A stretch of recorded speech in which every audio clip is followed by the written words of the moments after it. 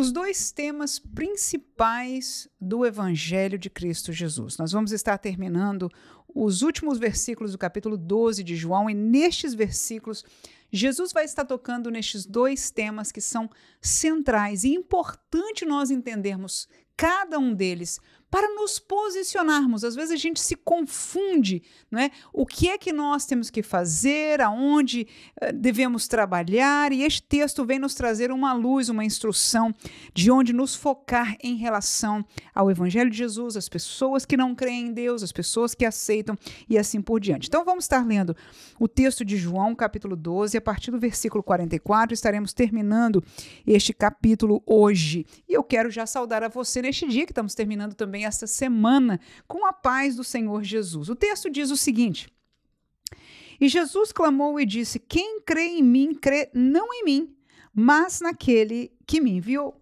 E quem me vê a mim, vê aquele que me enviou. Eu sou a luz que vim ao mundo, para que todo aquele que crê em mim não permaneça nas trevas. E se alguém ouvir as minhas palavras e não crer, eu não o julgo, porque eu vim não para julgar o mundo, mas para salvar o mundo. Quem me rejeitar a mim e não receber as minhas palavras, já tem quem o julgue. A palavra que tenho pregado, essa o há de julgar no último dia. Porque eu não tenho falado de mim mesmo, mas o Pai que me enviou, ele me deu mandamento sobre o que hei de dizer e sobre o que hei de falar. E sei que o seu mandamento é vida eterna, portanto, o que eu falo, falo-o como o Pai me tem dito. Muito bem. Basicamente, neste texto, Jesus faz o que ele fez algumas vezes, que é colocar o entendimento das pessoas que ele e o Pai são um, e que ele, em verdade, está cumprindo o desejo, o projeto do Pai, falando as palavras que o Pai gostaria de estar falando às pessoas. E por que para ele era tão importante fazer esta colocação tão direta? Porque para o povo de Israel, aquele que deu os 10 mandamentos, aquele que falou com Moisés, com Abraão, que fez o pacto com eles como nação, o separou como povo, é Deus, o Pai.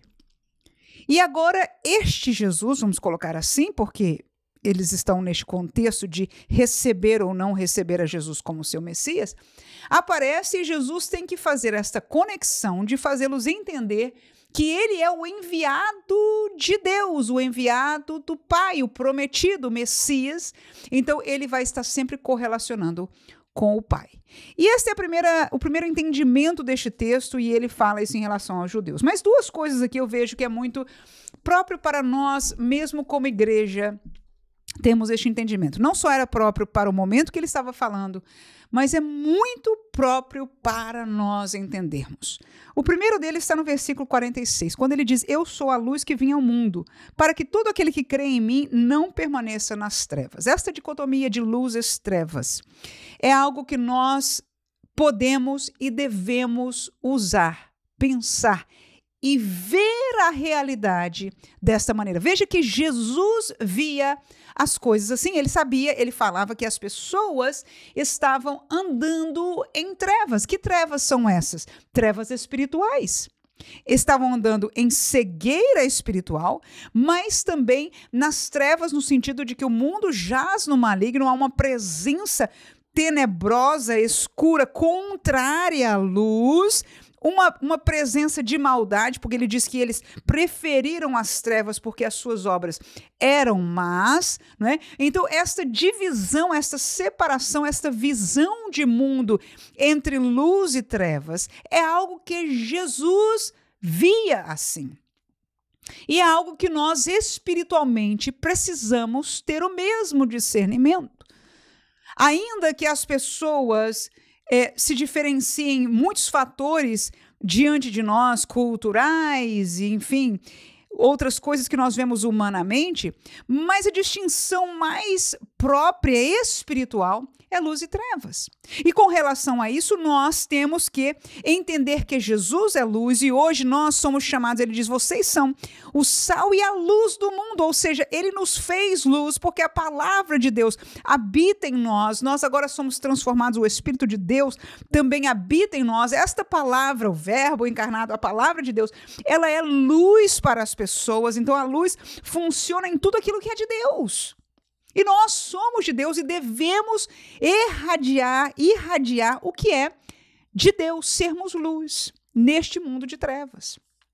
Então precisamos entender que todas as coisas do mundo e as pessoas que estão no mundo estão nas trevas. Não é para nos chocar, nem para ter raiva e andar com cara feia para todo mundo, não. Mas para termos este entendimento muito claro. Aleluia! Não só para não comermos a nossa alma, alimentarmos a nossa alma de algo que provém das trevas, porque a virtude que habita neles, que emana de suas palavras, de suas reações, desde aquilo que nós vemos na televisão, nas mídias sociais, nas pessoas, irmãos, que estão em trevas. A virtude que vem é das trevas.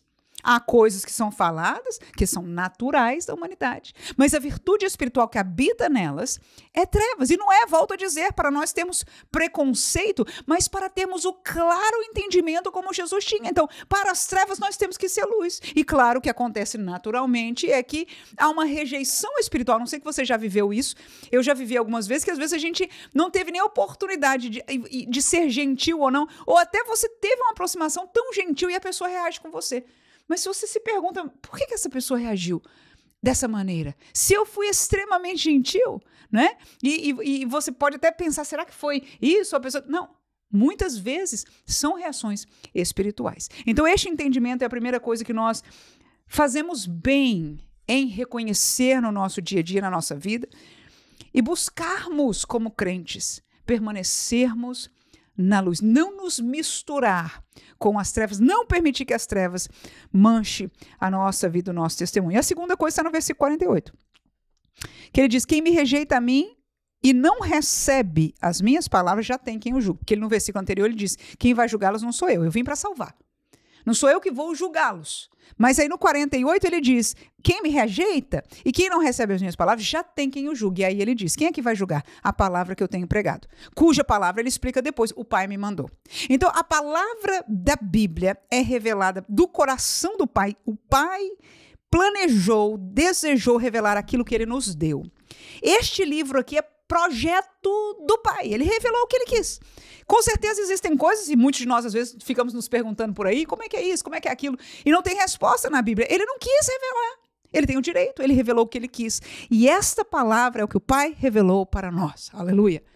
E esta palavra pregada, desde por Jesus até por nós, a igreja, toda esta revelação, será ela quem julgará as pessoas, segundo o que Jesus diz aqui no último dia. Nós reconhecemos na Bíblia, no Apocalipse fala de um dia onde todos os mortos que morreram sem Cristo, né, e aqueles que vão chegar naquele final do tempo também, serão levantados diante do Senhor num julgamento chamado Trono Branco. E neste julgamento eles serão julgados por Deus Pai.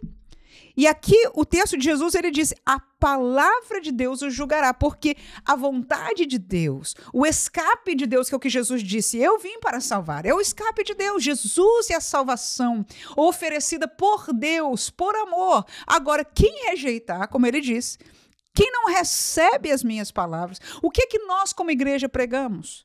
O que que nós apresentamos? Não é a nossa cara feia, nem a cara bonita. Na verdade, espiritualmente, nenhuma nem outra faz diferença. Culturalmente, socialmente, sim. Mas espiritualmente, não. Amém? Então, este é o segundo entendimento profundo que nós precisamos guardar no nosso coração, que o que faz diferença é a palavra de Deus. Então, na nossa enologia, na nossa pregação, na nossa conversa, quando nós apresentamos a palavra de Deus, nós estamos trazendo a luz, estamos trazendo a maneira que a pessoa possa reconhecer o que é de Deus e ter a oportunidade de se aproximar, de aceitar ou não. Porque se esta pessoa rejeitar, quem a julgará será esta mesma palavra. Então, a palavra de Deus, ela é revelação de Deus. Aleluia. Em Jesus, a revelação da salvação para as suas vidas, mas também aqui está a revelação da condenação para aqueles que estão em pecado, porque a gente conhece essa história de julgamento, que nasceu em pecado, do Éden. A gente só conhece tudo isso por causa da Bíblia, irmãos. Este conhecimento sobre o que aconteceu no Éden, sobre o pecado de Adão, o primeiro pecado, nós não temos em nenhum outro lugar. É a palavra de Deus revelada que nos dá o conhecimento. Então, querido irmão, querida irmã, em nome de Jesus, amemos, aprendamos, tenhamos a palavra como espada na nossa boca em todo o tempo. Volto a dizer, não é para nós condenarmos. Jesus até disse, não sou nem eu que vou condenar.